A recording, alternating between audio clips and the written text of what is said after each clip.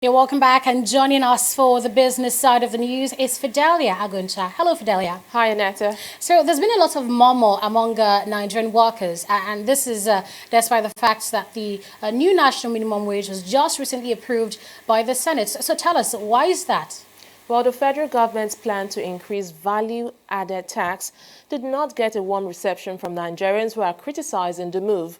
The Ministry of Budget and National Planning, Udo Udoma, had hinted that the federal government is likely to increase value-added tax to enable it fund the new national minimum wage. Experts are arguing that an increase in the value-added tax would have negative effect on the citizens and the Nigerian economy at large. Adeshima Odushoga has that story. The excitement triggered by the Senate's approval of 30,000 naira new minimum wages was cut short when the Minister of Budget and National Planning, Udo Udoma, revealed that it might come with an increase in the value-added tax. This, as said, would enable the federal government to fund the payment of the newly approved bill.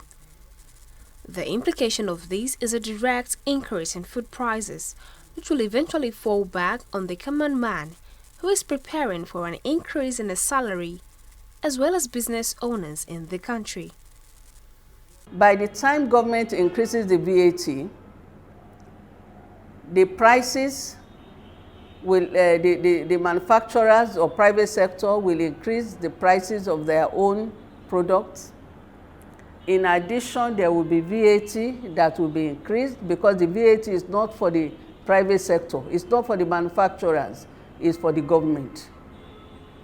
But because private sector also needs to increase the salaries, paying the minimum wage, they will now have to increase prices of their goods.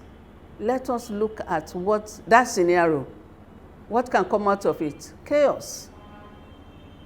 Chaos. The proposal to increase VAT will further impose new challenges for businesses, because already the operating environment is a very difficult one in terms of cost. The production environment is also very difficult. Many businesses are grappling now with issues of survival and sustainability. And because of the way we administer VAT in this environment, it does not exempt any component of the value chain. In Nigeria, tax is one of government's primary source of revenue. But analysts say government may have to seek other sources in cases where taxes become a burden on the payers. When you look at our legislators, you know how much they earn every month? Why can't we, even if they have to work part-time, we don't need them there full-time basis. If they have to work part-time, let us have some money away from there. Put that aside. Look at all the perquisite of office we give to government workers. We can do away with that and let that money be put aside to meet the minimum wage. We need to stimulate investment because you get revenue from investors. And it's only investors that are making profit that will pay tax. So we need to create the environment where the level of investment in the economy will grow.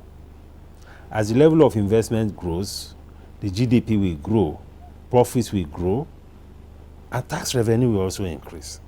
Nigeria is believed to be the country with the lowest rate of value-added tax at 5% in West Africa. But could this be another reason for the increase? No, not necessarily because other countries are paying a much bigger, higher VAT. It is what the environment deserves. Perhaps in some of these other countries, the government is providing much more, both for citizens and for businesses, than what the government here is providing.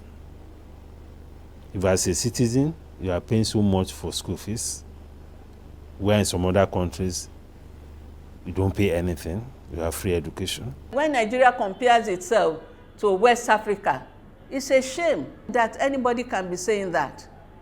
What is the population of most of these countries in West Africa?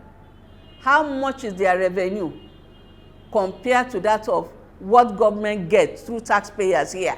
Value-added tax is the amount by which the cost of product or service has been increased at each stage of its production or distribution. If the Senate approves the proposal, VAT will rise from the current 5% to between 6.75% and 7.25%, which is likely to translate to a hike in inflation and increased cost of living. Adeshawa Dushoga, TV360, Nigeria.